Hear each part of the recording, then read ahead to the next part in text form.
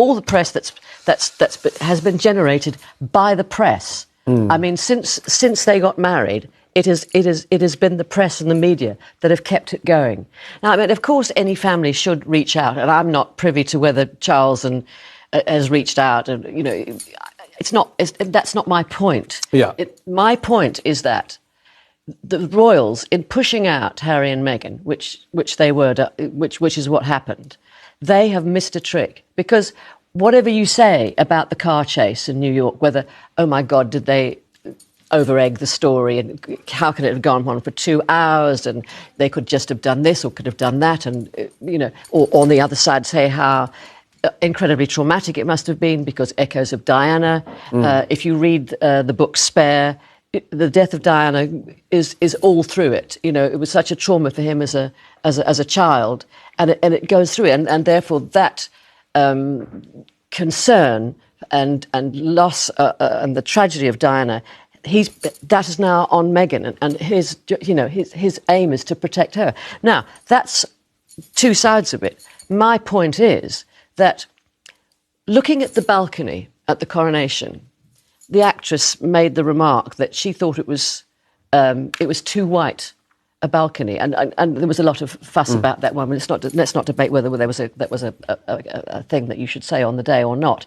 What that balcony is lacking is charisma. They can try all they like to make Kate a superstar, or to make William appear not petulant or and entitled, which he seems to me. But the superstar in the world is Meghan. Meghan makes... I think there's going to be a lot of people that will disagree with you there. No. The fact that there was that chase in New York, because photographs of her, right. Any paper, a tabloid, or a broadsheet, or whoever, a magazine, they put the name Meghan on the cover, that will sell. It's clickbait.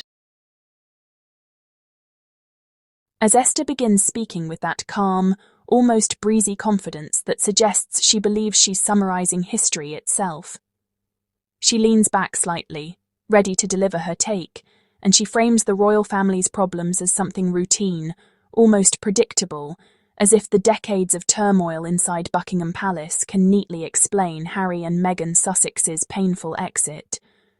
She tosses out the idea that the split between Harry, Meghan and the palace is nothing new, nothing surprising, nothing particularly special.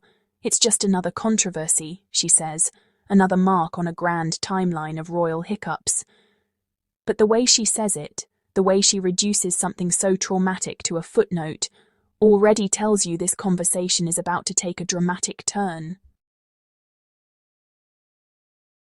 As Esther continues, she doubles down on the narrative that what Harry and Meghan went through is simply tradition repeating itself.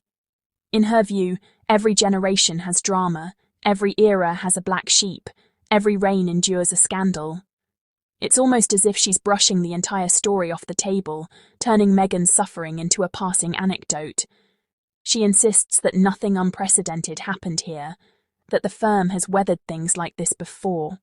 But right there, while Esther is still mid-flow, Nina Myskow's expression begins to shift.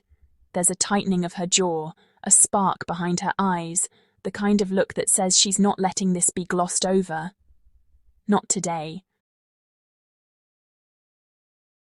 And then Nina steps in, and the whole energy of the room transforms. She begins speaking with that steady, cutting precision that makes you sit up and listen, because she isn't countering Esther out of emotion or sentiment. She's countering her with truth. Nina immediately dismantles the idea that Harry and Meghan's experience is comparable to anything that came before. She makes it clear that this wasn't just a family argument or the latest chapter in a long line of royal disagreements. It was a sustained campaign of hostility and indifference. A young couple targeted by the press, abandoned by palace machinery, and left to endure attacks no previous royal had ever been subjected to. From the moment Nina takes control of the conversation, she makes it painfully obvious that what Meghan faced was not normal. She reminds everyone watching that Meghan entered the royal family with optimism, sincerity, and a desire to contribute. But instead of being embraced, she was picked apart by tabloids determined to turn her into a villain. Nina calls out how everything about Meghan, her race, her background, her independence, her success, became ammunition for a narrative designed to diminish her. And unlike the controversies of the past, this wasn't the result of reckless behaviour or internal scandal. This was the result of prejudice, jealousy, and institutional apathy. Nina highlights how the press treated Meghan as if she were public property, twisting her every move into something sinister or selfish. She contrasts that with the way other royals were shielded, catered to, and protected at all costs. And that's the heart of Nina's argument. This wasn't typical royal drama. It was targeted, organised cruelty. She explains that Meghan was expected to endure racism, classism, and blatant misogyny in silence, while the palace remained strategically mute, choosing optics over ethics. As Nina continues, her defense of Harry becomes just as powerful. She reminds the audience that Harry didn't grow up in a vacuum. He watched his mother be hunted, tormented, and ultimately destroyed by the same forces that later came after Meghan. He recognised early the signs of history repeating itself. So when people accuse him of abandoning the monarchy or betraying tradition, Nina pushes back fiercely. She breaks down the truth. Harry did what any man who values his family would do. He chose to protect his wife and children when the institution refused to protect them. He did what generations before him never dared. He put humanity above hierarchy. Nina also refuses to let anyone ignore the racial component of what Meghan endured. She speaks openly about how Meghan's identity was used against her, how the British press exploited stereotypes and dog whistles, and how the palace's silence allowed those narratives to flourish. This wasn't random. This wasn't accidental. This was systemic neglect in full view of the world. Nina makes it clear that pretending this was just another controversy ignores the trauma and danger that forced Harry and Meghan to walk away. As the conversation rolls on, Nina dives deeper into how Meghan was continuously set up to fail. She talks about the Meghan made Kate cry story, proven false yet kept alive for clicks. Then there's the way Meghan's charity endeavours were undermined, while other royals were praised for doing less. Meghan was accused of being demanding simply for wanting professionalism. And, the hypocrisy of criticising her for the same behaviours that were celebrated in others is just glaring.